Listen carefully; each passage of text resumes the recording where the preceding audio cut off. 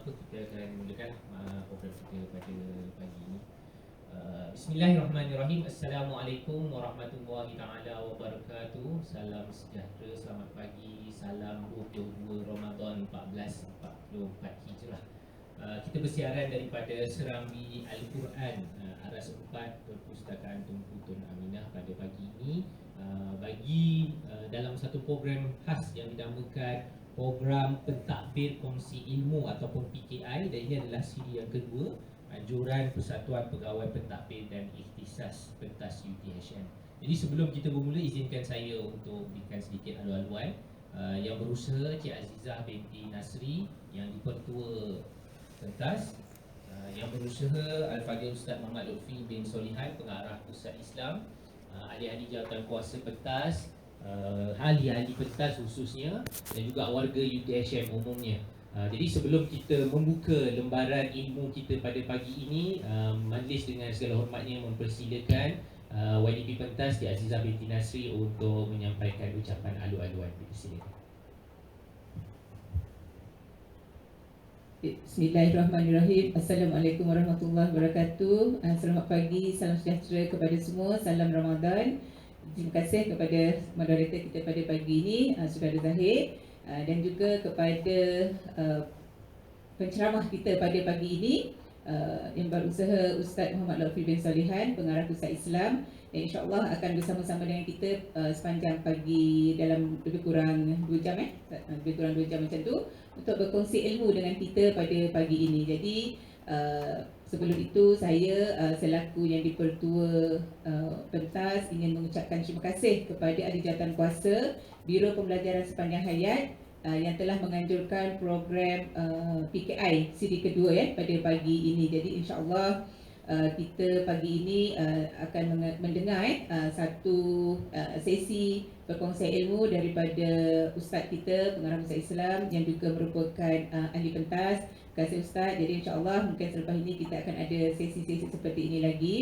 Jadi sambil kita akan mendengar apa yang Ustaz akan cuba sampaikan di hujung-hujung penghujung bulan Ramadan ini, untuk mengejar Lailatul Qadar. Jadi kita juga sebenarnya dah juga sampai penghujung. Jadi rasanya minggu depan ramai di antara kita yang akan mula pulang ke kampung halaman. Jadi bagi pihak pentas, saya ingin mengambil kesempatan ini untuk mengucapkan selamat pulang berhari raya, untuk bertemu dengan keluarga masing-masing. Jadi semoga semuanya selamat dalam perjalanan. Jadi rasanya kita baru nak cerita tentang Ramadan, tapi oleh kerana mungkin ini kesempatan yang kita ada, saya juga ingin mengambil kesempatan ini mewakili Persatuan Pentas mengucapkan selamat menyambut Hari Raya Aidilfitri kepada semua ahli-ahli pentas, juga kepada semua staf di UTHM yang dapat sama-sama bersiaran pada pagi ini. Jadi sekali lagi saya mengambil kesempatan ini mengucapkan terima kasih kepada semua yang dapat join sesi kita pada pagi ini, sama ada melalui saluran team dan juga melalui saluran FB PTTA, dan juga kita ada share link melalui saluran FB Pentas. Jadi insya-Allah mudah-mudahan segala ilmu yang kita perolehi pada pagi ini akan menjadikan kita manusia yang akan lebih baik lagi untuk kita kejar. Baki dalam 8 hari lagi 8 hari lagi insya-Allah untuk kita kejar malam Lailatul Qadar. Jadi insya-Allah sama-samalah lepas ini kita dengar ceramah yang akan disampaikan oleh Ustaz. Jadi terima kasih sekali lagi saya ucapkan. Saya serahkan kembali sesi ini kepada moderator dan juga Ustaz. Sekian. Assalamualaikum warahmatullahi wabarakatuh. Baik, terima kasih Cik Azizah atas ucapan alu-aluan sebentar tadi. Dah kira tu macam amanat Aidilfitri daripada yang dipertua pentas dah tu. Jadi itu menunjukkan bahawa kita dalam dilema ni, kita mengejar Lailatul Qadar 1000 ganjarannya ibarat 1000 malam, lebih baik daripada 1000 bulan sebenarnya. Dan pada tu kita pun nak mempersiapkan dengan Aidilfitri Ustaz. Jadi untuk itu kalau ikutkan macam Cik Azizah katakan tadi, kita berada di dalam 7 ataupun 8 malam terakhir Ramadan, bergantung kepada bila kita punya tarikh Syawal, bergantung kepada penyimpan berapa besar diraja nanti yang akan diumumkan pada 19 April nanti insya-Allah. Jadi bila kita nak dalam pada itu kita mempersiapkan diri. Ustaz, ada yang dah pun beriktikaf di masjid malah daripada awal Ramadan lagi. Kemudian ada yang memang tekun dekat tikar solat lah, tikar sembahyang. Kalau sekarang pergi sejadah lah, macam-macam sejadah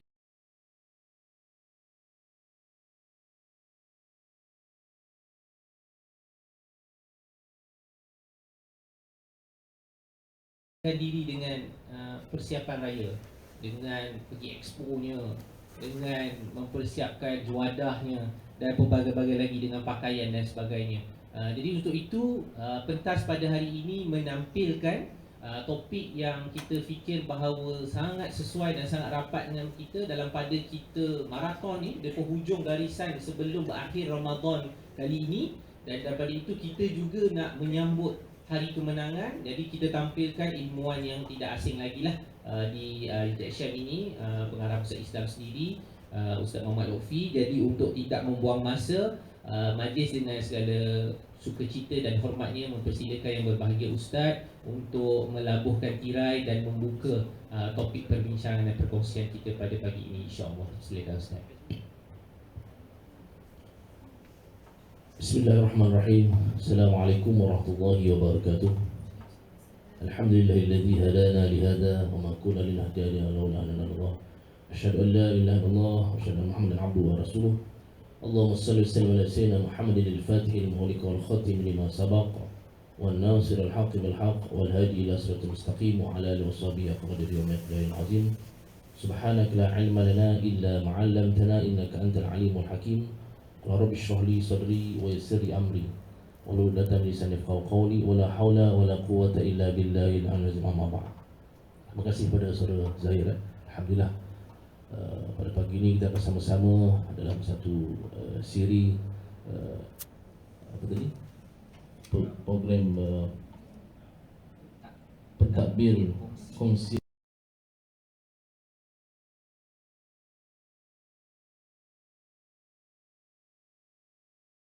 mereka hidupkan suasana beramal.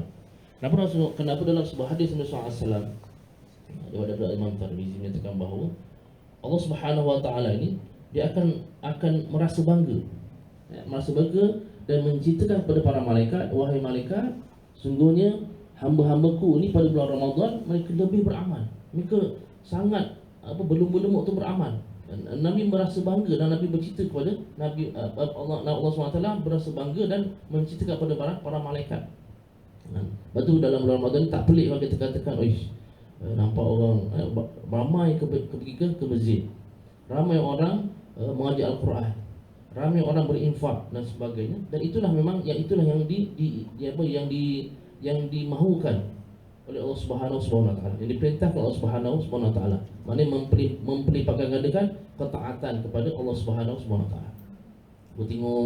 Dia tengok Dr. Asfalillah ni bulan Ramadan ni banyak pula sedekah dia. Biasa sedekah RM1. Ini bulan Ramadan bagi RM100 pula. Itu memang gitulah yang kita nak.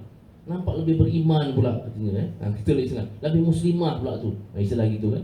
Itulah memang yang diinginkan kepada Allah SWT kepada hamba-hambanya. Kenapa? Allah rasa bangga hamba-Nya itu dapat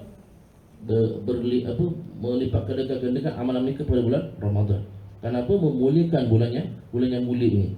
Betul, Ramadan disebut sebagai bulan Al-Mubarak, Ramadan Al-Karim kata sekali Allahu Akbar dan sebagainya. Kenapa? Kerana Allah SWT nakkan hamba-Nya ini lebih beribadat, lebih beramal, lebih mendekati ketaatan kepada Allah Subhanahu Wa Taala pada bulan Ramadan. Maknanya sebagai satu disebut sebagai bulan tarbiyah, bulan pendidikan, bulan memperbaiki kehidupan kita, memperbaiki amalan kita, sebagai gambaran dia nanti momentum bulan Ramadan akan bawa kepada di luar Ramadan. Sebab tu bulan Ramadan ni memang bulan yang sangat suci, sangat bersih, sangat mulia. Tambahan pula padanya itu kita katakan bahawa pada itu tidak ada gangguan. Syaitan tak ada dah. Dibelenggunya syaitan. Dibuka pula dalam hadis Rasulullah SAW, jika ja'a Ramadan, jika masuk Ramadan, maka futihal abwaban jannah. dibukakan pintu syurga Allah Subhanahu wa taala seluas-luasnya. Dan juga wa ghuliqat abwabun nar, dan ditutup pula pintu neraka Allah Subhanahu wa taala. Dan yang ketiga, Rasul silatul syaitan, dan dibelenggunya syaitan. Nak katakan apa? Bulan Ramadan tu memang bulan yang dibuka pintu luas. Istilahnya apa? Maknanya simbolik daripada dibukakan pintu syurga tu, Allah Taala berikan ruang yang seluas-luasnya untuk kita ini melaksanakan ketaatan, melaksanakan amal ibadat, melaksanakan bentuk pengabdian diri kepada Allah Subhanahu wa taala. Maknanya dah dibuka dah pintu nak kebaikan, dibuka seluas-luasnya. Begitu. Dan juga ditutup pula pintu neraka. Maknanya tidak ada ruang orang nak masuk neraka, nak buat kejahatan ketika itu. Simbolik itu. Tidak ada ruang untuk orang membuat kesalahan sepatutnya pada bulan Ramadan. Kenapa? Pintu neraka ini ditutup. Tambahan pula, insan ataupun apa ni, makhluk yang mengajak kepada kejahatan itu, syaitan tak ada. Dibelenggu dalam neraka Allah Subhanahu wa taala. Dipenjarakan syaitan. Maknanya yang maknanya yang menggoda, yang mengajak kepada kejahatan itu tak ada lah ketika itu. Kecuali nafsu lah. Nafsu tu member dia lah, member syaitan. Yang ada posisi kita tu member dia. Dia punya member kancing dia lah, apa istilahnya kan. Cuma kita nak kena jaga nafsu kita saja. Bila nafsu dijaga, dengan keadaan kita berpuasa itu, satu cara bagaimana kita nak merendahkan nafsu, insya-Allah Allah SWT akan mudah bagi manusia itu untuk menghindarkan sebentuk kejahatan. Jangan pula kita Allah SWT dah tutup dah pintu neraka itu, kita cuba nak buka-buka pula. Buka-buka tu maknanya apa? Ikut nafsu tadi tu, buka pintu neraka. Istilahnya gitulah. Maknanya kita buat maksiat, buat perkara yang tidak sepatutnya dilaksanakan pada bulan Ramadan ini. Kenapa? Allah dah tutup pintu neraka, Allah dah belenggu syaitan tadi untuk memudahkan manusia mentaat kepada Allah SWT. Jangan pula kita buka. Cuma ni ada syaitan yang terlepas. Sebab apa? Syaitan kepala hitam. Syaitan ni ada. Muka sama macam zahir mungkin kaedah dia tu muka samalah bentuk dia tu. Manusia lah nak katakan. Minal jinnati wan nas. Kenapa? Syaitan ni di kalangan jin yang dibelenggu tadi tu, dan juga di kalangan manusia tadi yang nampak macam kita. Mungkin pakai sukuk juga, mungkin ada janggut juga. Mungkinlah. Tapi dia bentuk dalam kepribadian syaitan. Alah, benda dah kau ni nampak alim sangat. Apa lagi kan? Nampak macam letih sangat kau ni. Kita macam orang apa dia bekerja pada bulan Ramadan ni kan. Kan banyak cabaran dia. Pada orang kat kebun kan. Nyawit juga untuk bulan Ramadan. Keadaan yang haus dan sebagainya. Jadi akan ada orang yang kau dah lah kerja kan. Apa nak kerja bulan kan? Minum orang tak nampak pun. Istilah gitu kan. Orang inilah yang tak dibelenggu tadi tu. Yang mengajak ke kejahatan. Baru ni berlaku apa ni? Pecah rumah bulan Ramadan kan. Berlaku macam-macam hal dalam Ramadan ni. Kenapa? Mengikut hawa nafsu tadi. Syaitan apa ni? Member syaitan yang ada pada manusia tu. Dalam keadaan begitu yang kadang-kadang boleh membawa kepada merosakkan mood Ramadan itu sendiri. Sedangkan Ramadan itu adalah masa untuk kita melaksanakan kebaikan. Dia dilanggar dengan perkara yang lain. Begitu. Nak katakan bahawa dalam bulan Ramadan itulah perkara yang kena dimuliakan, kena dihidupkan. Maknanya itu suasana. Maknanya kalau suasana Ramadan, biarlah suasana itu memang suasana ibadat, suasana yang itulah yang kita nak sepatutnya. Jadi saya katakan tadi, momentum bulan Ramadan ni patut dibawa ke luar Ramadan. Kalau bulan Ramadan ni maknanya masjidnya boleh penuh. Masjid kita biasalah. Kalau katakan masjid kita satu baris 100 orang. Okey. Kalau Ramadan dapatlah 3 baris. Mana dapat 300 orang untuk solat kita, solat zuhur dan solat asar, insya-Allah, alhamdulillah. Maknanya kalau dapat momentum 300 orang ni dapat kita laksanakan pada luar Ramadan. Mungkin di bulan Syawal nanti ada apa orang kata semangat ataupun motivasi Ramadan itu dibawa keluar Ramadan. Dalam Ramadan juga kita banyak infak. Infak ni satu perkara yang boleh dibuat bila-bila masa dan ganjarannya sangat besar. Bulan Ramadan saja Di luar Ramadan pun sama. Kalau kita sedekah sedikit, RM1 istilahnya, maka Allah SWT akan gandakan per 700. Maknanya apa tu? Fi kulli sumbalatin atau habbah. Maknanya akan setiap apa tu dia akan digandakan kepada 100. Mana kalau kita gandakan kalau RM1 jadi RM100. Sehinggalah apa tu? Tinggallah dah sampai kepada 700 kali kali. Itu maknanya boleh dibuat di luar Ramadan itu. Begitulah istilahnya kan. Maknanya itu antara perkara-perkara yang momentum Ramadan ni dibawa kepada di bulan lain. Sembahyang tadi cuma tidak ada solat tarawih lah. Tarawih ni hanya bulan khusus Ramadan saja. Mentah-mentahlah Zahir dah semangat ni nak beramal ni, dah semangat nak apa ni, orang kata nak buat sembahyang tadi tu. Apa nak sembahyang ni dia Syawal lah. Tak ada. Tarawih tak ada bulan Syawal. Hanya dalam bulan Ramadan saja.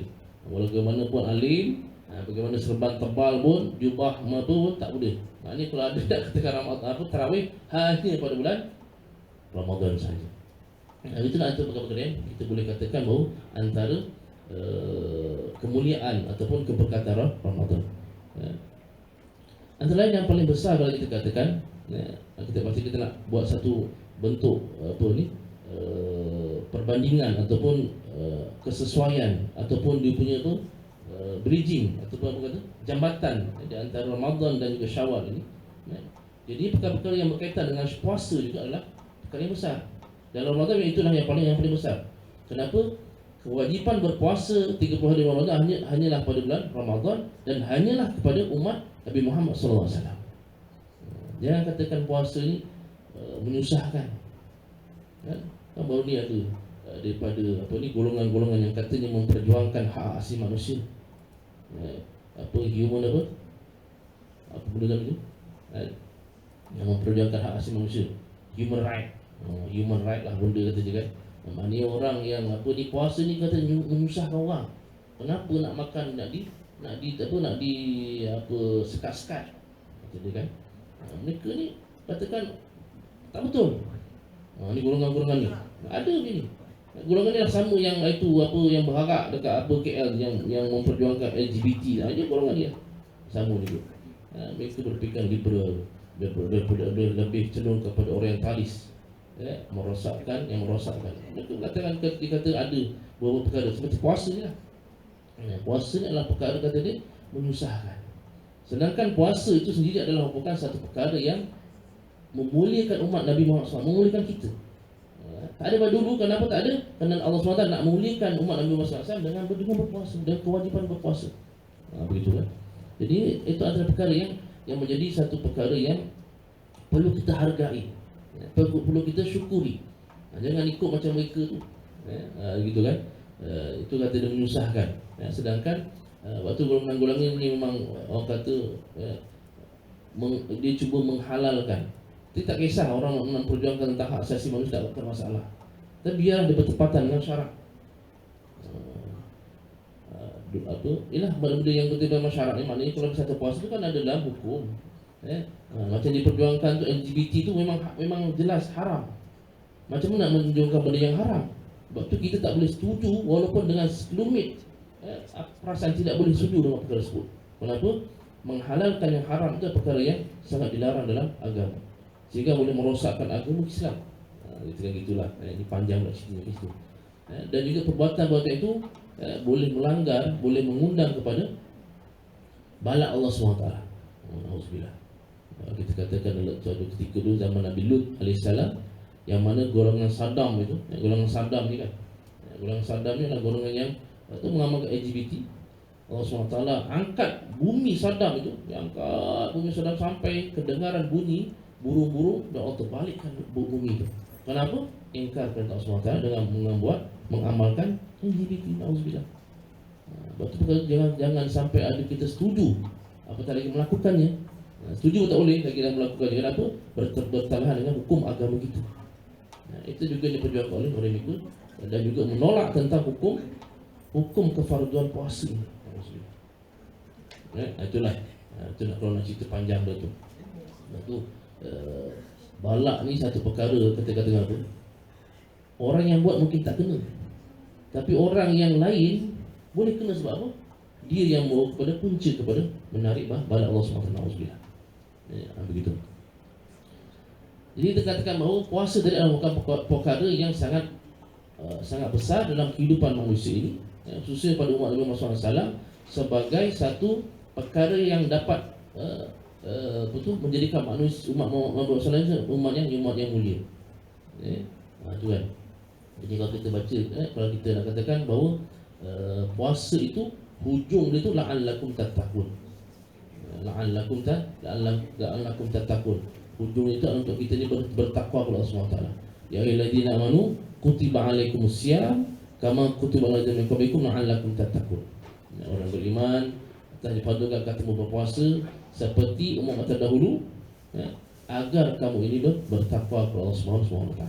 Jadi bila kita melihat pada takwa ni, ada 4 perkara yang kita kena lihat. Ini biasa disebut oleh orang alim kita. Sayyidina Ali radhiyallahu anhu ada 4 perkara. Yang pertama, takwa itu adalah al-khaufu bi rabbil jalil. Mereka yang takut kepada Allah Subhanahu wa taala. Jadi takut Allah Subhanahu wa taala ni bukan kita lari. Kalau takut dengan harimau mungkin kita lari. Takut dengan apa kan? Takut dengan Cik Azizah mungkin kita lari. Order lalu sini kita lalu sana. Contohlah. Contohlah Mana tak nak jumpa. Tapi kalau takut Allah SWT ni, kita kena datang, kita kena jumpa, kita kena dekat dengan Allah SWT. Itu berbeza di antara. Jadi maknanya kata takut Allah SWT kita kena seperti mana kata kalau katakan orang-orang alim kita, takwa itu adalah merupakan imtisalu awamirillah, dan juga melaksanakan melaksanakan segala perintah Allah SWT dan ijtinabul maksiyah, jauhkan daripada maksiat Allah SWT. Maknanya nak katakan bahawa melakukan ketaatan dan menjauhi perkara yang kepada kepada Allah SWT itu adalah merupakan khaufun bi rabbil jalil. Penting kita dah takut Allah SWT. Kenapa? Dengan puasa itu, kita katakan puasa itu boleh melatih diri kita ini menjaga perkara-perkara yang menjauhkan perkara-perkara yang membatalkan puasa dan mencegah perkara yang haram dilaksanakan pada bulan puasa. Contoh macam kita katakan bulan puasa ni tak boleh makan, tak boleh minum, dan tidak boleh membawa perkara-perkara yang membatalkan puasa. Maknanya kita jaga, kita punya diri, kita jaga, jangan sampai makan, jangan sampai minum, jangan sampai buat perkara yang merosakkan, membatalkan pahala puasa tu. Jadi di luar tu maknanya stimulus daripada kehidupan kita begitulah. Kita bekerja. Bisa kita katakan kerja kita biarkan kerja yang betul-betul baik. Elak daripada perkara yang boleh bawa kepada rosaknya kita punya job description kita contohnya. JD kita kan rosak sebab apa? Kita buat kerja lain. Library buat kerja PPH, tak kena kan? Betul tak? Begitulah.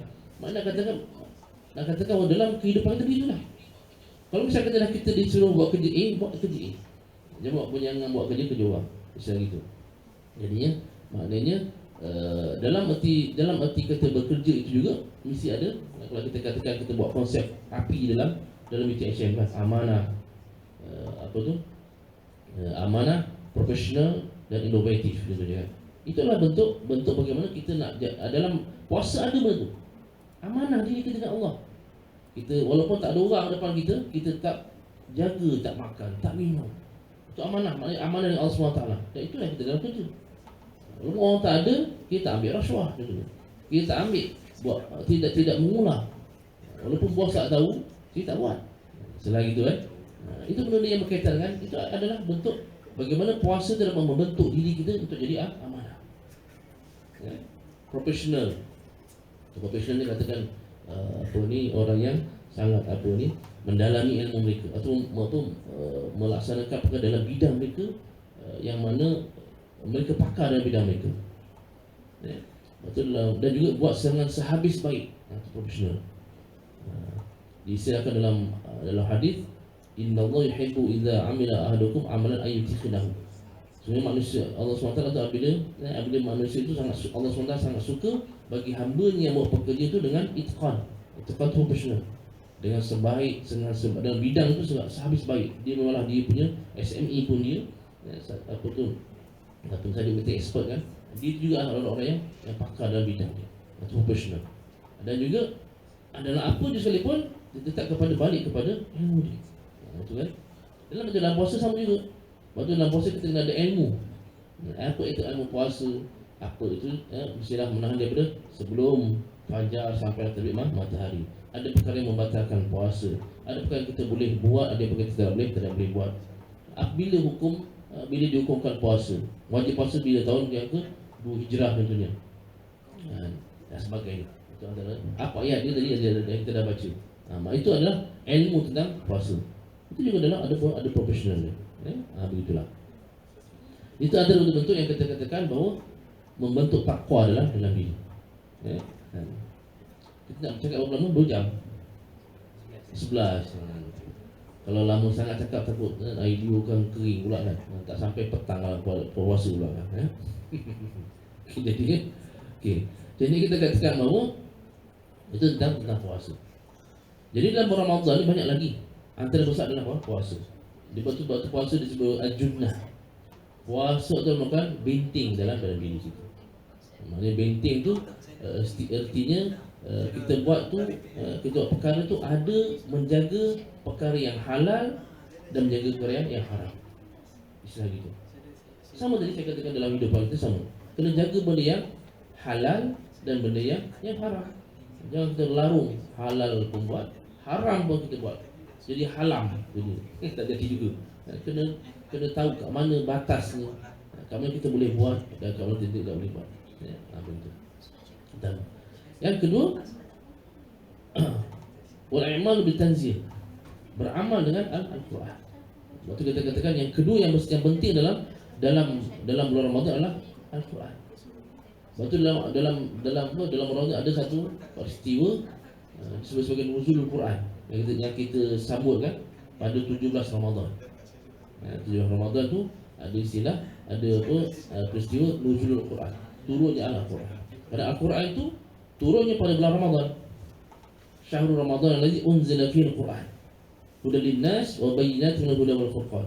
Bulan Ramadan itu Allah SWT turunkan Al-Quran yang merupakan Al-Quran sebagai petunjuk kepada manusia dan dapat membezakan, membezakan antara yang hak dengan yang batil.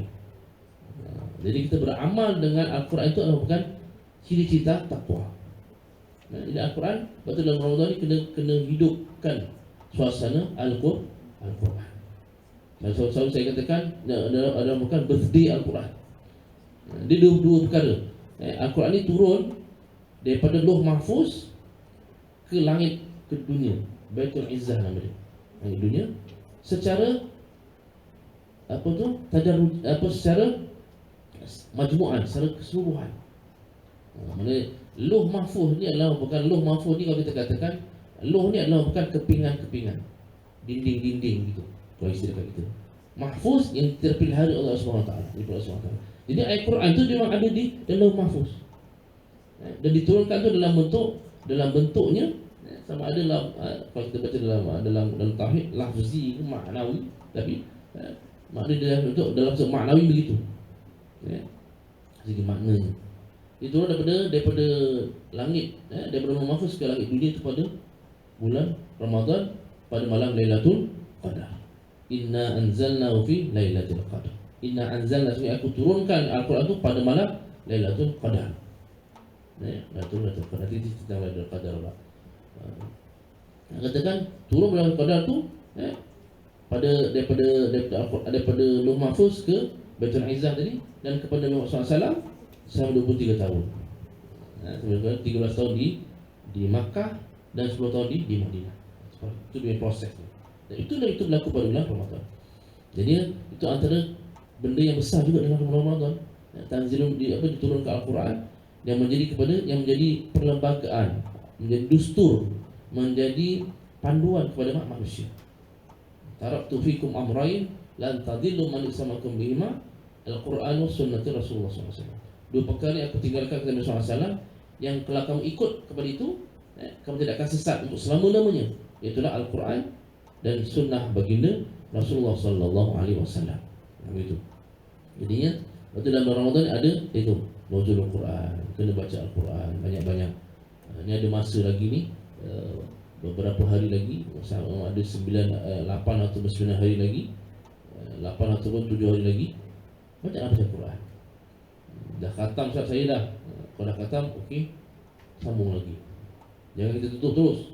Habis dah khatam, terus tutup, simpan dekat rak terusnya. Jangan gitu pula. Besok tahun depan buka lagi. Jangan gitu. Lepas tu simbolik orang buat khatam Al-Quran ni, apa dia buat? Dia baca surah Wadduha kan. Wadduha, Al-Insyirah, At-Tin, sampailah habis surah Bin-Nas. Lepas tu sambung lagi dengan Alif Lam Mim, Zalikal Kitabul La Raiba Fihi. Mana dimulakan dengan Al-Baqarah balik, dengan Al-Fatihah dan Al-Baqarah. Simbolik kenapa? Simboliknya walaupun dah khatam tapi ada, kena buka balik. Kerana bukan khatam tu baca saja. Al-Quran tu kena dibaca, dihayati, ditadaburkan. Al Quran banyak kan? Kita ada ilmu tajwid dalam tu. Betulkan Fatihah dia tu ni. Baca. Betulkan Fatihah. Kalau Fatihah ni wajib betul Kalau tak betul Fatihah ni sembahyangnya tak sah. Kerana rukun qauli. Lepas tu Musa kata, kalau saya rasa Fatihah aku ni memang belum sempurna lah. Bagi Musa Islam, Ustaz jumpa Ustaz kita, imam kita, nak betulkan bacaan Fatihah, nak memperdengarkan bacaan Fatihah tu. Kenapa? Untuk memperbaiki. Kenapa? Nabi SAW katakan ramai di kalangan manusia dalam hadisnya umur sampai 70 hingga 80 tahun tapi sembahyang tak terima semua taala. Nauzubillah. Kenapa? Bacanya tak betul, tak sempurna dalam solat mereka. Betul kalau kita, mana kalau dalam masa kita nak belajar, masa belajar tu masih dimaafkan. Kalau kita rasa aku Fatihah, UTSM aku ni yang paling best, betul kan? Tapi salah rupanya bacaannya, maka dia tidak terima sembahyang dia itu, menyebabkan sembahyang tidak diterima Allah SWT. Alhamdulillah. Jadinya Al-Quran tu begitulah betul dia. Lepas tu belajar. Lepas tu kalau misalnya belajar Fatihah ni, hukumnya wajib Fatihah ni, belajar hukum Fatihah, hukum belajar Fatihah ni adalah wajib. Dan Fatihah tu ada lebih kurang dalam 142 huruf, ataupun dalam riwayat lain ada 156 huruf. Kalau boleh bisa kata, kalau kita baca satu huruf tu digandakan pada 10. Man qara'a harfan min kitabillah kutibat lahu hasanah wal hasanatu bil 10 amsalha. La aqulu alifu lam mim harfun walakin alifu harfun lam harfun wa mim harfun. Dan Rasulullah SAW, barang siapa yang membaca Al-Quran, satu huruf disebut sebagai 10 kebajikan, 10 pahala. Nabi kata, aku tak kata alif lam satu huruf, tapi aku kata alif satu huruf, lam satu huruf, dan mim satu huruf. Maksudnya kalau baca alif lam mim dapat 30 pahala dia. Kalau tadi kita katakan dalam surah Al-Fatihah ada apa? Ada 143 kan, kali 10 dah 1430 pahala ni. Lepas tu bulan Ramadan pula. Bulan Ramadan ni perbuatan yang wajib dikalikan pada 70 kali ganda. Kali lagi. Makna 1430 kali dengan 70. Dah berapa tu? Dalam 100,000 lebih lah. 100,000 lebih lah kan. Itu baca Fatihah. Nak katakan kalau nak kira lah dia punya pahalanya. Ui, aku baca Fatihah sekali dekat bulan Ramadan ni, dapat pahalanya dapat pada 100,000 lebih. Kalau baca 100 kali, kira lah berapa ribu nak kira. Kalau nak jenis kira lah, kira pahala kan, begitu. Kita kan suka kira kan. Kenapa? Dalam catatan kita ni, Raqib Atid ni dia akan kitabul marqum, kitab yang banyak huruf-huruf, nombor-nombor. Nombor-nombor. Yang malaikat catat ni adalah yang ada bernombor. Okey, Fatihah ni okey dapat 100,000 markah dia. Pahala ni. Baca lagi, dapat lagi 100,000. Jadi kalau banyak-banyaklah angkanya tu. Begitu. Katakan bulan Ramadan adalah bulan Al-Quran. Sinonim dengan bulan Al-Quran. Jangan tak rebut peluang ni. Ada masa lagi beberapa ketika ni, kalau belum mula lah istilahnya aku tak sempat lah Ustaz, saya busy sangat, HM busy kan, busy sangat, boleh puasa pun busy. Mula sekarang, ambil Al-Quran, niat aku nak khatam ni, baca daripada Alhamdulillah, daripada Fatihah, dan sebab yang kita dapat. Kalau tak pun ikut program esok ni. Kita akan ada program tadarus Al-Quran pada 16 hari bulan ni. 2 bulan 6 hari bulan kita akan ada tadarus, datang ramai-ramai. Dan juga sampailah iftar nanti. Iftar nanti kita sediakan makan juga. Dah sampai tu khatam, kita iftar sama-sama pada 6 hari bulan. Datanglah bersama keluarga dan sebagainya. Clear. Di peringkat itu saja. Kenapa kita nak ada suasana Al-Quran di universiti kita? Keberkatan tu ada. Kalau kita tak ada benda ni, takut hilang. Sibuk dengan kerja kita, tidak ingatkan tentang ada tanggungjawab Al-Quran dengan kita. Ini setahun sekali. Dan setiap hari kita akan ada budaya Al-Quran kat masjid kita. Mana baca Quran selepas solat zuhur. Itu adalah lama-lama nak membentuk satu keberkatan, membentuk satu suasana adanya Al-Quran di universiti kita. Begitu. Itu yang apa tu? Itu. Al-Quran. Jadinya itulah perkara yang berkaitan dengan Ramadan tadi. Saya daripada puasa, daripada Al-Quran. Sehingga dalam hadis Nabi SAW menyatakan bahawa hadis yang sahih, Al-Quran ni pada hari kiamat nanti dan juga puasa juga, dia akan bertemu dengan Allah SWT. Ya Allah, hamba-Mu ini telah berpuasa, menahan nafsunya dan menahan daripada makan dan minum pada ketika di dunia dulu. Baca Al-Quran, wahai Allah, hamba-Mu telah baca Al-Quran dan juga telah mendekatkan diri kepada kalamullah, kata-kata Allah SWT. Maka kata mereka, ya Allah, berilah aku pada hari ini peluang aku untuk memberikan bantuan bagi mereka, memberi syafaat kepada mereka. Itu dalam syurga, dalam pada masyarakat. Pada malam masyarakat tak tahu cerita kan kita kan. Kita dalam dia apa ditimbang amalan kita nanti di atas dalam mizan. Dalam bentuk apa tu timbangan neraca timbangan. Dia akan timbang pahalanya sekian, pahalanya sekian, dosa sekian. Kalau misalnya dosa lebih, naiklah dia punya, gitu kan? Kalau ada pahala lebih, naik balik. Itulah bentuk-bentuk. Nanti satu masa kalau misalnya kata Al-Quran itu dapat membantu syafaat, akan memberatkan timbangan pahala kita. Itu kan? Itu pentingnya ni, pentingnya puasa, pentingnya Al-Quran tadi. Saya beri yang lain-lain lah, syafaat Nabi SAW dari mana yang ni yang dua perkara yang kita boleh usahakan sendiri. Mana selepas bulan Ramadan ni, jangan tak puasa lagi. Tak ada puasa dah, habis dah puasa dah, habis dah, aku dah lega lah, dah raya dah lah. Besok tunggu Ramadan lagi kalau jumpa lah. Kalau panjang umur kau tak jumpa, dah tak ada. Sebab padahal ada lagi puasa. Puasa Isnin, puasa sunat kan, puasa Isnin, puasa Khamis, puasa putih, 13, 14, 15 setiap bulan. Ini yang dianjurkan Nabi SAW. Puasa Ashura, dan banyak lagi puasa. Maknanya kita walaupun dah habis bulan Ramadan, tapi ada lagi puasa-puasa yang kita boleh buat. Puasa qada, jangan lupa. Orang perempuan dari sini, kadang terlupa puasa qada. Ni bila ni? Ni dah 10 tahun tak lupa. Dah kena bayar fidyah. Bayar fidyah ganda lah. Satu hari 3 hari, RM3 kali dengan 10 tahun. Kira lah. Baru kita dapat ada orang bayar, tapi bukan cakap sebab dia terpunting, sebab dia sakit, kurang sihat, bayar fidyah. Ada sampai kadang-kadang sampai RM6,000, RM7,000 dan sebagainya. Itu kalau lepas tu orang perempuan kena jaga. Pastikan sebelum masuk Ramadan tu, puasa yang qada tu dah selesai dah. Kenapa ada masa setahun tu, masa untuk ganti puasa-puasa yang tertinggal tu.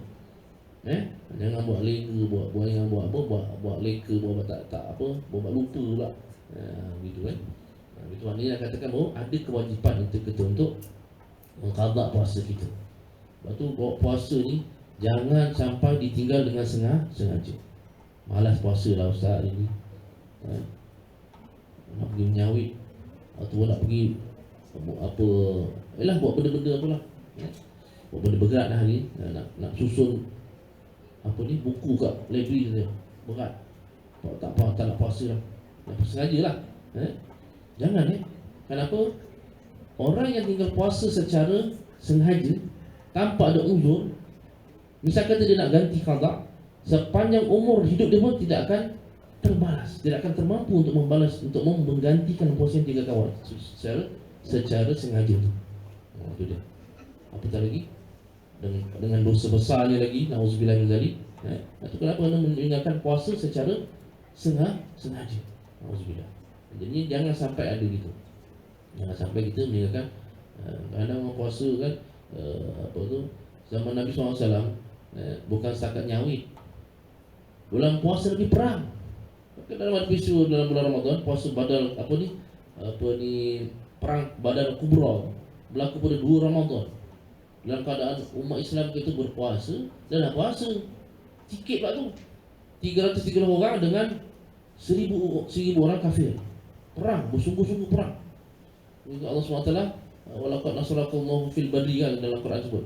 Dan apabila Allah SWT itu membantu kamu pada perang Badar itu, wahum apa antum azillah, kamu dalam keadaan yang lemah, kamu dalam keadaan yang letih.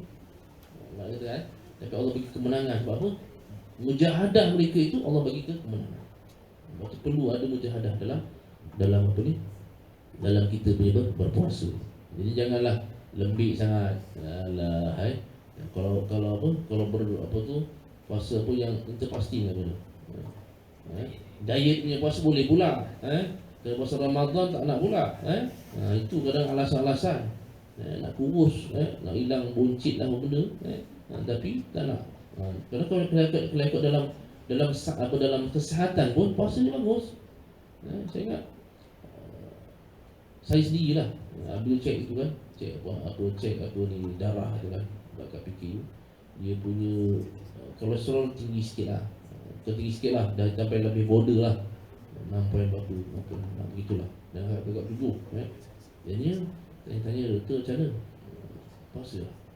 Jadi bila saya puasa tu alhamdulillah, maknanya kita niat itu memang apa kan jadi kita cuba boleh puasa tu alhamdulillah turun. Dia punya tu sampailah ke peringkat okey lah, normal sikit, okey lah, dapat poin apa 4 poin lebih dan turun kolesterol. Sebab apa? Puasa. Dan memang terbukti puasa dapat menjaga kesihatan kita, bukan setakat diet saja. Tapi niatnya kalau kita nak puasa diet tu tak dapat pahala lah kan niatnya ikut, kalau puasa Senin tu ikut sunnah Nabi. Nabi itu berpuasa, Nabi suka. Kenapa? Nabi tanyakan, wahai Rasulullah, kenapa kau ni puasa pada hari Isnin? Kata Nabi SAW, aku ni puasa Isnin kerana aku suka. Kerana aku buat apa ni? Isnin itu adalah hari aku dilahirkan. Jadi aku dilahirkan, aku puasa lah. Hari Khamis, kerana hari Khamis adalah hari apa ni, amal diangkat. Jadi aku suka kalau aku, maka ketika amal aku diangkat, aku dalam keadaan berpuasa. Itu Isnin Khamis kena buat. Dan juga puasa apa lain-lain lah. Itu maknanya jangan sampai tak langsung. Jangan lagi kena puasa, kena sama dengan puasa nanti. Itu. Jadinya kita dah sampai 10:30. Okey. Jadinya antara lain itu antaranya adalah tadi kita katakan tentang puasa, Al-Quran, dan juga kita katakan bahawa tentang yang ketiga adalah Lailatul Qadar dalam Ramadan. Ramadan tak ada. Walaupun ulama katakan ada yang mengatakan di bulan Ramadan pun ada, yang mana jumhur ulama katakan bahawa Lailatul Qadar adalah berlaku pada bulan Ramadan. Sama ada awal daripada awal hingga akhir, ataupun 10 malam yang terakhir, 10 yang terakhir. Taharru Nabi SAW, taharru Lailatul Qadar fil witri minal apa tu? Apa punya hadis tu? Maksudnya carilah kamu Lailatul Qadar pada malam-malam ganjil, pada syahr Ramadan, bil ashri min al-awal Ramadan, pada 10 malam yang terakhir. Itu mana 10 terakhir tu, mana carilah. Itu akan ada insya-Allah malam Lailatul Qadar. Dan malam-malam yang ganjil. Macam tadi hari ni, macam tak tahulah hari ni kabus lain macam. Tapi malam 20 tu pun kabus lain macam juga. Mana satu kan? Kenapa dalam hadis sebutkan antara tanda Lailatul Qadar, malam itu adalah malam yang terang. Malamnya terang, sunyi, tenang, sehingga tidak ada kicauan tidak ada bunyi-bunyi binatang. Detik masa turunnya apa tu Lailatul Qadar. Dan juga siangnya pula matahari tidak terang, mataharinya putih cahayanya.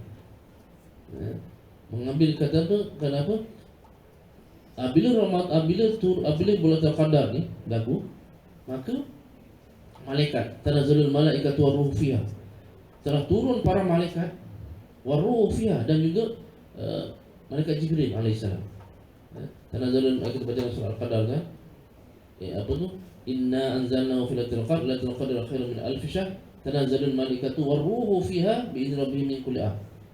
Dan juga para malaikat turun pada Lailatul Qadar ni bersama dengan ketua dia, iaitu malaikat Jibril alaihissalam, turun seluruhan dengan perintah Allah Subhanahu wa taala. Lepas tu pada malam tu mereka yang berdoa Allah akan kabulkan. Mereka yang akan beribadat Allah akan mustajabkan. Allah akan terima dia punya ibadat mereka. Jadi begitu. Jadi itulah malam Lailatul Qadar tu. Dan simboliknya kenapa apa tu siangnya begitu? Kenapa malaikat ni baru nak naik ke langit Allah Subhanahu wa taala. Jadi biasan kepak-kepak mereka tu riwayat menjadikan cahaya matahari itu samar. Kita katakan malaikat Jibril ni, berapa besar malaikat Jibril? Satu kepak dia tu menutup antara timur dan barat. Satu kepak dia. Kepak. Dan dia ada 600 kepak. Bayangkanlah berapa besar ni kan. Itu istilah lah. Lepas tu katakan pagi itu dalam keadaannya yang samar. Sehingga kan begitu itu dia punya simbolik ceritanya. Nak kata Lailatul Qadar tu malam Lailatul Qadar khairun min alf syahr. Tadi apa Cik Azizah katakan tadi tentang Lailatul Qadar ni kena cari, memburu Lailatul Qadar. Ada masa tadi kita malam dia 22, malam 23, 24 sampai seterusnya. Nak katakan bahawa Nabi tak tetapkan bila, tapi makna nak katakan kena cari. Taharru tu kena carilah kamu. Dan Lailatul Qadar tu lebih baik daripada 1000 bulan. 1000 bulan ni maknanya bersama dengan 83 tahun. 83 tahun. Kita tahu umur kita sampai ke tidak umur tahun. Tua tak umur 3 tahun. Maknanya nak katakan panjang. Kalau kita sembahyang malam tu, tahajud tuan-tuan, 2 rakaat. Maknanya sembahyang kita tu seolah sembahyang 2 rakaat tahajud 83 tahun yang diterima Allah SWT. Kalau mengaji ketika malam tu 83 tahun ngaji dan ngaji tu diterima Allah SWT. Kalau tarawih malam tu 21, 23, 20 rakaat dengan 23 witir, seolah kita solat tu selama 83 tahun lalu dan diterima Allah SWT. Itu yang saya katakan kena cari itu tu. Itu orang alim kita bila dah 10 ni dah tak kira dah. Dia dah tak ciaga orang dah. Kenapa? Dia akan tumpukan kepada ibadat Allah SWT. Itu ada perkara-perkara yang kita boleh cari. Kenapa? Waktu orang tanya Ustaz, kenapa ada 1000 bulan? Kenapa tak 100 tu? Atau kenapa tak 10,000 bulan? Dia mengambil kisah Nabi Sam'un kan. Nabi Sam'un inilah seorang nabi yang mana di kalangan orang Yahudi. Dia adalah seorang nabi yang digambar oleh Nabi sebagai SAW di akhirat nanti. Ramai-ramai nabi ni yang masa nak pergi bertemu dengan Allah SWT, hanya ada seorang nabi dia yang tak ada pengikut dia. Dia hanya bawa dia punya senjata saja. Nabi SAW ni ada senjata. Dan senjata dibawa sampai ke akhirat nanti. Kata dah sahabat tanya, siapa tu? Nabi siapa? Kata Nabi Sam'un. Itu cerita lah. Nabi Sam'un adalah Nabi yang dia punya Nabi Sam'un, cerita dia adalah seorang Nabi yang berjihad berjuang kepada jalan Allah SWT selama 1000 bulan non-stop. Itu istilah. Kisah dia gitulah. Dia memang seorang yang berjihad fisabilillah, dan dia akan mengajak manusia kepada agama Allah SWT. Ada orang-orang yang tak setuju dia akan perang. Jadi timbullah satu tak puas hati dengan orang-orang kafir tadi. Tak puas hati dia pun geram lah dengan Nabi Samud ni. Dia pun aku nak cari masa macam mana nak bunuh, nak hapuskan dia daripada atas bumi. Maka pun cari macam mana lah. Maka pun dia pun gunakan dia punya apa? Orang yang paling dekat, iaitulah isteri Nabi Samud. Apa dia buat? Dia panggil isteri dia ni, kalau dapat kalau boleh tangkap Nabi Samud nanti, aku akan bagi kau ganjaran yang hebat. Kalau apa kau nak aku bagi kau. Maka isteri dia pun termakan dengan hasutan tu. Maka pun dia pun pada malam pertama tu diikat Nabi Samud dengan tali. Dengan tali orang semua. Maka bila besok pagi bangun, Nabi dia orang yang gagah perkasa. Senang dia buka, habis. Putus tali tu. Maka dia pun isteri pergi kepada orang kafir ni. Aku dah buat gini, tapi Nabi Samud senang dia buka. Maka dia bagikan satu lagi ikatan daripada rantai. Kau ikat dia dengan rantai ni pula, dengan mangga sekali. Maka dia buat lah, diikat apa semua, dan dibangga sekali. Nabi Samud seorang yang gagah, Allah SWT bagi dia mujizat yang begitu. Bila begitu, sama juga. Yang kedua dia pecah, tali putus tali tu. Rantai besi tu pun putus. Sehinggalah begitu juga tak boleh lah kita buat apa lah. Memang dia jadi orang yang hebat lah. Maka ketika itu syaitan, iblis tadi menjelma dan bagi idea. Cuba kau suruh tanya bini dia ni, apa kelemahan Nabi Samud. Maka bini lah orang perempuan, pujuk ragu, bagi apa sok ke bukannya, agaknya lah. Oh beritahulah Nabi Samud banyak, cuma kelemahan aku satu je, iaitulah rambut aku. Rambut dia panjang, rambut sampai ke tanah. Maka malam yang terakhir tu, maka bini pun ikat dia dengan rambut dia. Ikat dengan rambut dia, betul. Besok rambut sampai pagi lah dia tak boleh lepas daripada ikatan rambut dia. Maka begitu, maka pun ditangkap oleh orang-orang kafir itu. Dia tangkap, dia persembahkan dengan dia punya raja dia, dan diseksa Nabi Samud ni. Diseksa, matanya dibutakan, telinganya dipotong, tangan kaki dipotong. Dalam keadaan begitu, maka dia memohon munajat Allah SWT. Ya Allah Taala, dia munajat memohon agar dia ni dilepaskan dan diberikan kekuatan untuk melepaskan diri daripada ini. Dan dia cakap kalau bisa kata lepas ni aku akan berjihad 1000 bulan. Maka izin Allah SWT, maka pun dia pun diberikan kekuatan tu, dikembalikan penglihatan dia, diberikan semua anggota yang sempurna dan kekuatan tu, dan lepas mereka, dan akhirnya dia berjihad dan habis semua orang kafir ini di bawah lenyap di bawah tangan dia. Kekuatan Allah SWT. Itu yang dia istilah 1000 bulan tentang Nabi Allah Samud tadi. Itulah. Itu antara cerita je. Mana tentang Qadar, itulah cerita. Mana jangan sampai kita tak dapat ambil kelebihan Lailatul Qadar. Ya. Dan banyak lagi sebenarnya. Bulan Ramadan ni banyak lagi. Katakan di antara lain, kita katakan nuzul Al-Quran, puasa, Lailatul Qadar, dan juga fitrah, semua apa ni kita ada, zakat fitrah, kita ada yang kita kena buat. Kat masjid kita ada, datanglah kalau belum bayar fitrah, bayar. Sebagai orang kata bayar cukai kepala. Istilah dulu kan. Dia dua lah kalau dalam Islam tu. Dalam Islam tu ada fitrah tu sebagai cukai kepada orang Islam. Kalau orang kafir dia sebut sebagai jizyah, membayar cukai. Itu dia istilah gitulah. Dan juga dalam bulan Ramadan juga kita ada infak yang banyak, peluang yang infak yang sangat banyak, lipat kali ganda dia punya amalan dia. Dan juga kita ada tarawih. Jangan sampai tarawih jangan sampai tertinggal lagi ni. Ada beberapa masa ni, lagi 7 hari 8 hari ni hidupkan tarawih. Kalau dulu awal buat sikit, buatlah banyak, 8 20, kejarlah. Sementara dalam akhir ni Fatrah Tahman tu kita sembahyang tu bertepatan dengan Lailatul Qadar, dapatlah pahala 83 tahun kita beramal.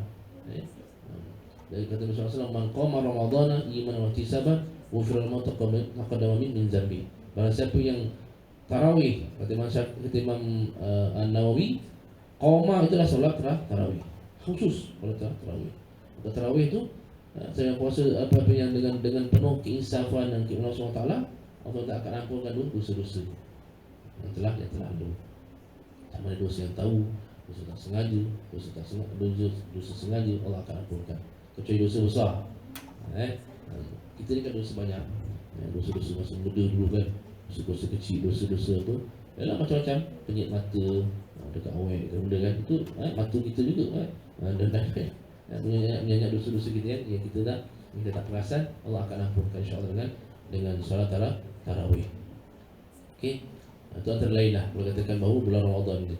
Dan juga nak katakan yang apa tu celebrate itu, kita katakan bahawa yang hujung tu kita katakan apabila dah dapat buat kebaikan ni tadi, Allah Ta'ala akan, yang kedua adalah maghfirah, keampunan semua SWT.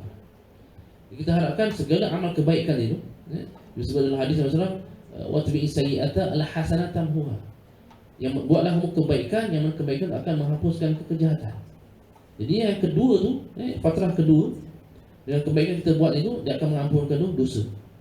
Kita buat sembahyang tadi, kita buat puasa, kita baca Quran, kita berinfak, kita bayar fitrah dan sebagainya. Bukan kebaikan yang dapat menghapuskan dosa kita. Dan bila dosanya tak terhapus, maka akhirnya dia katakan apa? Itqu minan nar, pelepasan daripada api neraka Allah SWT. Ini maksudnya. Waktu bila kita doa, jangan sampai lupa doa, Allahumma innaka afuwun karim tuhibbul afwa fa'fu anna. Allahumma innaka afuwun karim tuhibbul afwa fa'fu anna. Allahumma innaka afuwun tuhibbul afwa fa'fu anna. Ini dosa ini apa? Doa yang kena diperbanyakkan dalam bulan Ramadan. Lepas tu doa lagi, Allahumma inna nas'aluka ridhaka wal jannah wa na'udzubika min sakhatika wan nar.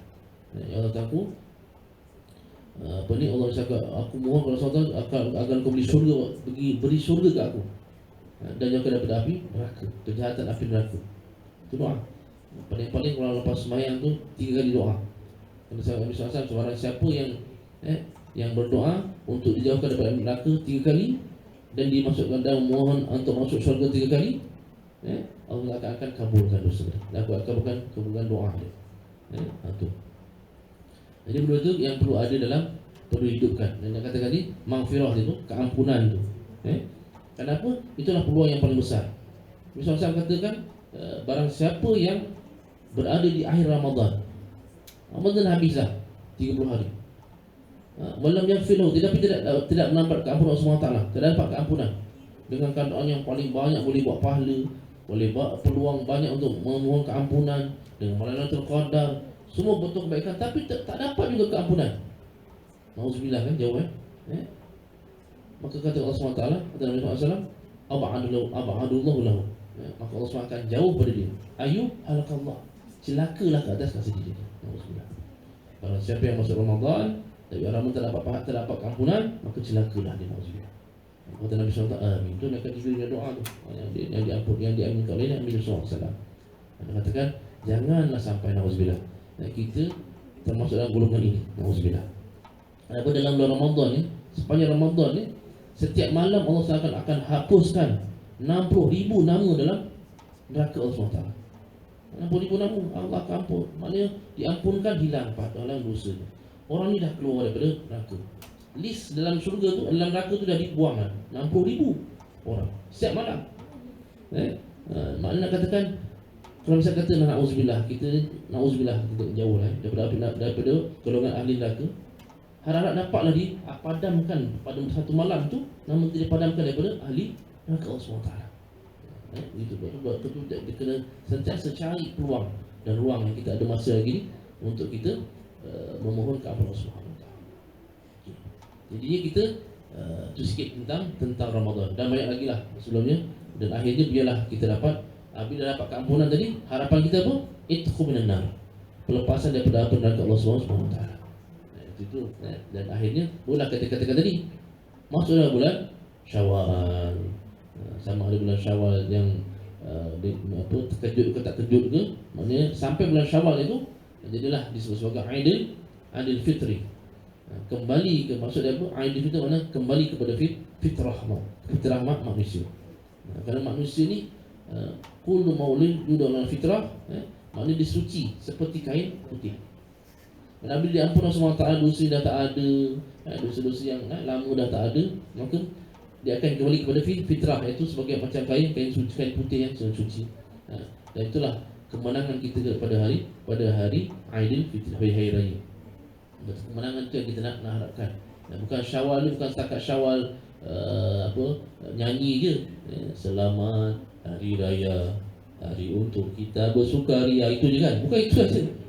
Maknanya biarlah bulan Syawal itu adalah hari kemenangan kita setelah Allah SWT ampunkan dosa kita semua. Allah SWT kita dah gandakan pahala kita dan kita dapat pelepasan daripada neraka api neraka Allah SWT. Tidak ada satu nikmat yang paling besar apabila kita terlepas daripada neraka Allah SWT. Orang yang paling takutkan neraka ni, nak katakan apa neraka ni, dia punya siksaan yang paling ringan bila kita jejak kaki, otak menggelegak. Itu paling ringan tu. Apa makna siksaan yang paling ringan? Yang lain macam-macam, dibelenggu, dipecahkan kepala, dia apa, dibakar sampai hitam habis, kembali lagi, bakar lagi. Gitu, na'udzubillah. Mana itu ada benda-benda yang adalah neraka, na'udzubillah. Dan juga kepanasan api neraka pula, berapa kali kena? 70 kali kena daripada kepanasan api dekat bumi. Kita kena sikit ubat nyamuk dulu kan. Punya sakit ya Allah. Cari air batu. Kadang masak nasi goreng kena kuali, tak ada api tu. Punya kan melupas kan. Itu tak ada, bukan api. Kita api nak Allah SWT. 70 kali ganda dia punya kedahsyatan panas itu. Itu antara beberapa yang maknanya nak kata itulah satu kemenangan yang sangat besar. Sebab tu dia punya apa tu? Dia punya impak kepada Ramadan tu biar dapat kemenangan pada Syawal tadi tu. Syawal tu yang kita katakan bahawa kembali kepada fitrah manusia. Yang Allah SWT katakan apa tu? Sebagai ayat Allah dalam Quran, innal insana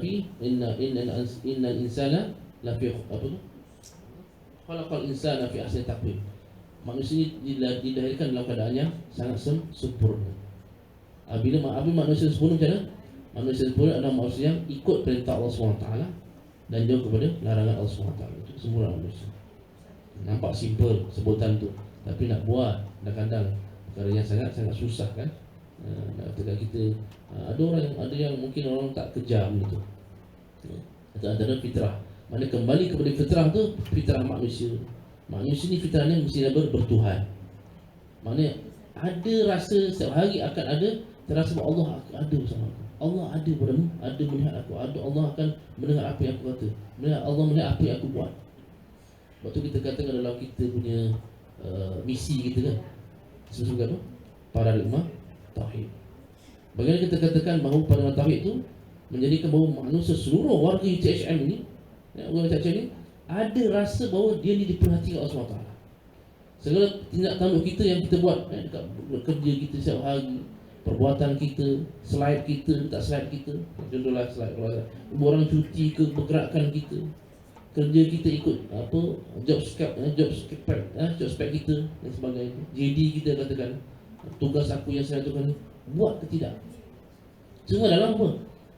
Maksudnya itu adalah amanah kita yang Allah SWT tengok. Kau dulu UTHM bagian mana, kau buat tak kerja kau. Amanah. Kita nak katakan bahawa pada waktu itulah kita nak, dengan budaya yang baik, dengan budaya yang orang kata apa tu, budaya yang apa kata yang ada nilai-nilai murni dalam kerja.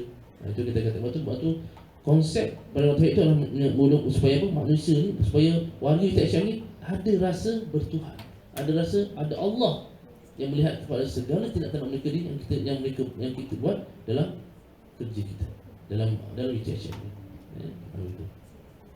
Apa tu? Itu kembali kepada fitrah. Itulah fitrah manusia. Kenapa kita ada peraturan? Kita ada hukum hakam, kita ada halal haram, kita ada benda yang apa tu, do and don'ts. Kita ada kan benda tu. Itu kita kena alert benda tu untuk kehidupan kita yang baik. Begitu. Itu pertama. Yang kedua dalam musyawarah itu kita kena apa? Kita ingat, dia. Kedua adalah syaitan ni telah dilepaskan. Dia punya gendap, dia punya geram. Dia bukannya sakat, dia bukannya habis dah lepas dah gitu Selama ni kata dia, aku daripada bulan contohlah Muharram itu dia. Tapi bulan Muharram atau Zulqa'dah, Zulhijjah. Aku dah goda manusia ni, goda ni. Sebelah bulan dah goda gila-gila macam ni. Supaya ikut macam dia lah. Untuk ikut nakalat dia syaitan. Tapi bulan Ramadan boleh hilang dosa dia semua. Boleh jadi baik pula. Contohlah. Geram tak dia? Sangat geram. Bila dia geram, sampai je bulan Syawal, apa buat? Siap kau kata dia. Zahir kau siap kata dia. Dia akan aim kau.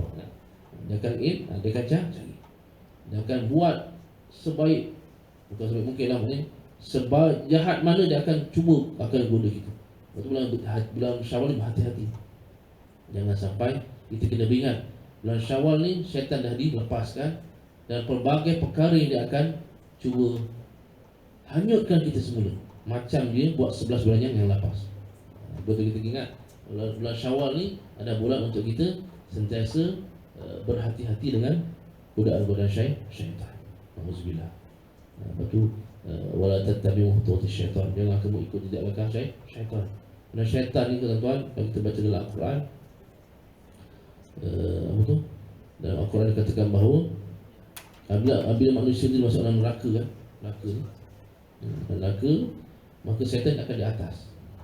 Yang manusia dia akan jadi waquduhan nasu hijarah. Yang menjadi bahan bakaran api itu adalah manusia dan batu batan. Dan syaitan akan ada data lega-lega. Ketika itu manusia menemprak, wahai Allah, aku masuk neraka ni bukan sebab aku ya Allah. Itu syaitan tu. Iblis tu yang akan mengganggu aku, yang menggoda aku. Apa kata syaitan? Kama sari syaitan idh qala insanul ukfur falamma kafara faqala inni bari'un mink inni akhafu rabbul alamin. Ketika itu syaitan, aku ni kata dia, aku ni cuma ajak engkau aja. Dan pada hari aku akan berlepas tangan pada engkau. Aku akan melepaskan diri. Sebenarnya aku dia takut Allah SWT. Dia pun takut Allah. Katakan dia aku dah ajak engkau, aku ikut. Kau ikut aku kenapa? Dan tak ada tanggungjawab apa-apa. Kalau kat semata kau masa tu kau kena bakar lah kau. Itu kata syaitan. Maksudnya kita tak ada benda yang boleh menjamin kejahatan. Kalau kita buat tu tak ada yang menjamin kita. Kecuali kita dia akan tanggung. Alhamdulillah. Begitulah. Itu nak katakan pertama yang kedua. Maksudnya ingat, jangan lebih-lebih suka. Dah selepas hore gitu kan. Buat dulu yang jangan itu. Berpesta-pestaan pula jangan begitu. Jangan berlaku pembaziran contohnya. Bulan puasa tadi kan, bulan puasa dah apa? Raya ni, kalau aku kalau tak ada 5 pasang bukan raya. Baju kan. Kalau langsi aku tak tukar, bukan raya. Rambut tak raya katanya. Raya mesti nak apa kan? Dia gitu maknanya boleh apa ni? Dalam keadaan kita jangan sampai berlaku pembaziran.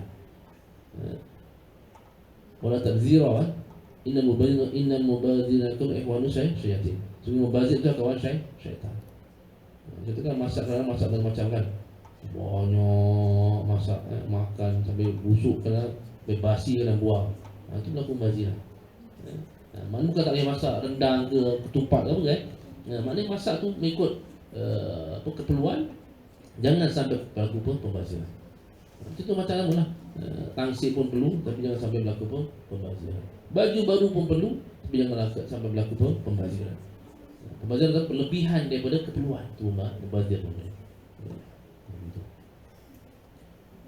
Itu yang ke? Betul ni? Baru kedua yang kedua. Yang ketiga, Syawal juga adalah bulan silaturahim. Silaturahim, ini hubungkan silaturahim. Karena orang yang berhubungan silaturahim ni adalah golongan yang dicintai dan dicintai oleh syurga Allah SWT. Cinta ni, syurga ni kita bertiga orang. Pertama, baca Al-Quran.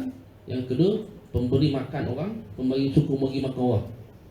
Dan yang ketiga adalah orang yang menghubungkan silaturahim. Syurga sangat cinta, rindu kat dia. Lepas tu hubungkan silaturahim. Cari saudara-saudara mara kita ibu bapa apa ni saudara mara kita lah, atuk kita, mak kita, saudara mara kita diziarahi. Jangan duduk kat rumah, mari tengok apa? Tengok movie kan. Biasa Ramadan apa, raya kan banyak movie kan. Yang itu hidupkan suasana ziarah menziarahi pada bulan Syawal ini. Juga bukan satu tuntutan. Menghidupkan menghubungkan silaturahmi. Ziarah kan orang ada buat marhaban kan. Buatlah marhaban. Kadang kat office ke nak pergi rumah Zahir tak pernah pergi kan, nak pergi buat satu apa kan. Lepas tu ada rumah open house tu apa. Tu ada betul-betul apa ni menghubungkan kembali silaturahmi. Okey. Seterusnya dalam Ramadan ini ada yang disebut tadi adalah puasa 6. Man shoma Ramadana thumma atma'u sittah min Syawal. Barang siapa yang berpuasa Ramadan penuh 30 hari, kemudian diikuti dengan 6 hari dalam bulan Syawal, seolah dia berpuasa setahun penuh. 360 hari puasa. Kenapa gandaan? Kita katakan 30 hari puasa, 30 hari Ramadan itu gandaan adalah pada 30 kali dengan 10 dekat 300. Betul. Tambah lagi dengan 6 hari kali 10 60. Jadinya 360 hari itu sama dengan setahun. Jadi seorang puasa siapa yang tambah dah 30 hari dah penuh, tambah lagi 6 hari, maka dapatlah puasa pahala seperti puasa setahun penuh. Oh, mustahil kita puasa bro kan. Tapi Allah bagi pahala begitu. Jadi jangan sampai tak rebut. Mana kaedah macam-macam. Jadi 6 hari tu mesti ada puasa. Yang terbaik adalah 2 Syawal tu dah start dah. 2, 3, 4, 5, 6, 7 raya. Lepas tu orang Jawa, kalau orang Jawa, saya orang Jawa kan? Orang Melayu kan? Kalau orang Jawa biasa dia sebut sebagai potong kupat kata dia. Potong kupat maknanya puasa 7 tu. Yang ke-7 tu disebut banyak. Dia akan ada puasa 2. Dia akan raya 2 kali. Raya pertama puasa Syawal, nanti akan ada lagi hari ke-7 dia akan buat lagi. Dia akan buat lagi ketupat untuk puasa meraihkan puasa yang 6 tu. Dulu lah. Sekarang tak tahu dah tak ada orang buat. Orang puasa bukannya 6 awal, 6 akhir. 6 akhir ni bukan tak boleh puasa. Boleh. Tapi dalam masa tu lah orang buat open house kan. Orang nak kejar kan. Wah, dah tak sempat dah. Takkan nak pergi open house keadaan puasa kan. Contoh-contoh gitulah. Jadi kau dapat rebut awal-awal. Maknanya dia mesti complete 6 hari baru dikira sebagai setahun tu. Jangan kata alah kalau puasa 6 hari, kalau puasa 5 hari boleh tak? Boleh puasa 6 hari tapi tak 5 hari boleh tapi tak dapatlah pahala gandaan setahun itu. Tak dapat. Jadi jangan lupa puasa 6. Itu dia.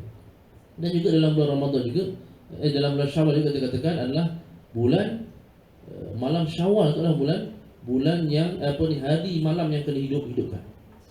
Kalau SAW malam Syawal ni orang semalam sibuk kan, orang sibuk pasang langsir, orang sibuk cat rumah, mesin rumput. Yang lepas tu masa terkejut, masa puasa terkejut tu, raya terkejut tu, ada orang mesin rumput malam-malam. Pukul 3 pagi mesin rumput. Jangan gitulah. Jangan kita maknanya memang apalah kan, tapi jangan kena hidupkan malam tu dengan hidupkan istilahnya kita hidupkan dan kita qiyam mulai. Karena kata Rasulullah SAW, barang siapa yang hidupkan malam raya itu akan hidup hati dia di kala mana? Di kala hati-hati manusia mati. Akhir zaman itulah.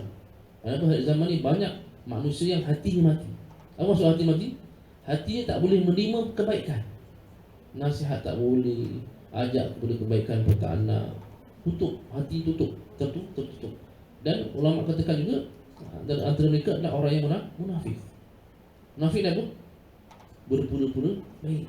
Muka sama, tapi munafik. Nauzubillah. Munafik itu adalah golongan yang paling dahsyat. Kalau kata dalam Al-Quran ni, Nabi kata, Allah SWT kata, tempat ni di bawah kaki. Fidarkil asfali minan nar. Orang dah bakar kat neraka tu gitu kan, tapi di bawah lagi. Darkil asfal, maknanya bawah, yang paling bawah asfal tu. Nauzubillah.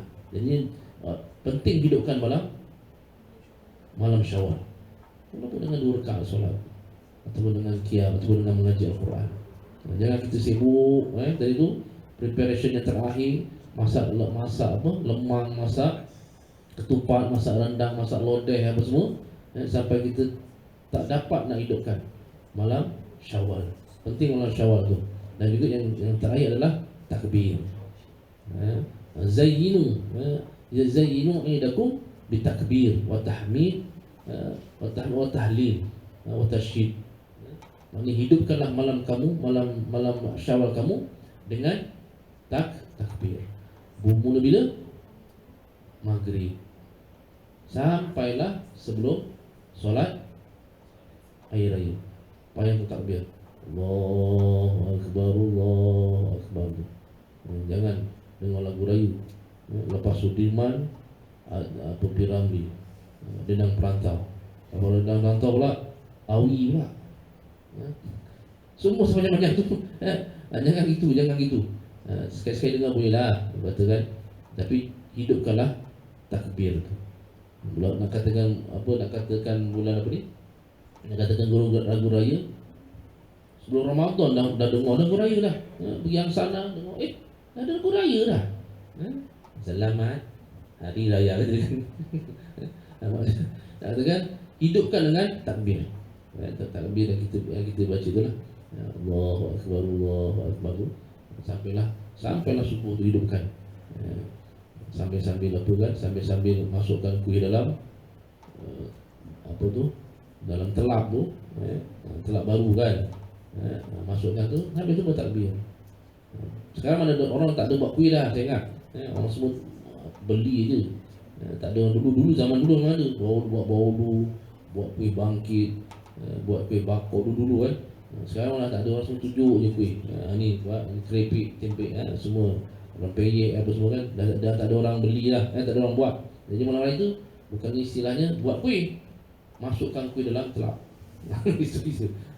Jadi sampai-sampai tu takbirlah sebagai kata kemenangan kita, mengawal hawa nafsu kita pada bulan Ramadan, dengan harapan kita Allah SWT berikan keampunan, Allah SWT berikan keampunan, Allah berikan rahmat, keberkatan dalam kehidupan kita, dan kita harapkan agar Ramadan ini bukanlah Ramadan yang terakhir untuk kita. Allah SWT temukan kita dengan Ramadan yang akan datang. Ada harapan yang akan datang itu lebih baik daripada hari Ramadan yang kita akan lalui semasa itu. Antaralah Syawal ini. Bulan Syawal adalah bulan yang juga perlu dihidupkan, perlu diraihkan. Jangan jadi katakan tadi cabarannya banyak dalam Syawal ini. Hidupkan sebagai fitrah. Jadi momentum yang ada bulan Ramadan tu bawalah ke bulan-bulan seterusnya. Syawal, Zulqaidah, Zulhijjah, dan sampailah Muharram dan seterusnya insya-Allah. Sehingga ke akhir hayat insya-Allah. Jadi itulah kita harapkan agar Ramadan dan Syawal yang kita akan lalui nanti ni menjadi satu titik tolak ataupun kebaikan yang kita buat dapat kita laksanakan secara istiqamah dan akan bawa kepada kejayaan kita, bukanlah kejayaan di dunia, malahan kejayaan di akhirat insya-Allah yang kekal abadi. Wallahu a'lam. Saya ingat itu saja pertemuan kita pada pagi ini. Saya ingat 1 jam lah, ya cukuplah 1 jam. Kata Ustaz kata Puan Izzah tadi 2 jam, 2 jam yang buka kat sini tadi. Jadi 1 jam ni alhamdulillah dapatlah, yang penting sikit sebanyak kita dapat amalkan dalam kehidupan kita. Kenapa kalau tidak kering dengan liur ni rugi orang tak beramal. Jadinya dengan semangat yang baru tadi tu dapatlah tingkatkan amal kebaikan kita. Allah SWT pandang kita sebagai pandangan rahmat dan kebaikan, insya-Allah. Wallahu a'lam. Saya mohon kemaafan sepanjang bersama ni ada menyinggung hati dan perasaan, dan sekiranya dan saya pun bersamalah juga memberikan apa-apa saja bentuk kebaikan itu agar kita dapat kongsikan bersama untuk kemaslahatan maksud insya-Allah. Wallahu a'lam. Assalamualaikum warahmatullahi wabarakatuh. Alhamdulillah, jadi kiranya Ustaz dah simpulkan dengan baik sekali tu. Jadi semoga kita semua dapat keluar daripada tarbiyah Ramadan ni dan juga bergraduat daripada Universiti Ramadan ni sebagai Muslim yang lebih baik insya-Allah. Dan semoga Allah terima setiap amal yang kita dah buatkan. Kita banyak dosa lah. Ya Allah, terimalah amal kami dan terimalah taubat kami dan bebaskanlah kami daripada azab neraka insya-Allah. Jadi sebagai penutup kita mempersilakan Ustaz untuk membacakan doa Ustaz. Doa penutup. Silakan Ustaz.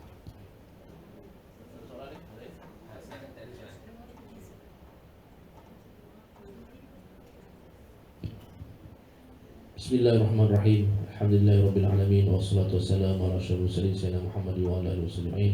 Allahumma salli ala Muhammadin salatan tunjina biha min jami'il humum wal afat wa taqdina biha min jami'il hajat wa tudhhirna biha min jami'is sayyi'at wa tarfa'una biha indaka 'ala darajat wa tuballighuna biha sarayat wa jami'i khairati fil hayati wa ba'da mamat wa ala alihi wa sallim tasliman katsiran bi rahmatika ya arhamar rahimin.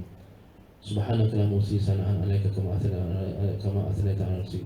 Walakal hamdu hatta tarda, walakal hamdu idza radita, walakal hamdu ba'da ridha. Allahumma ighfir lana dhunubana wa liwalidina warhamhum kama rabbawna shighara wa li azwajina wa li awlina wa yusrina wa nasrina wal mu'minina min asbi rahmatika ya arhamar rahimin.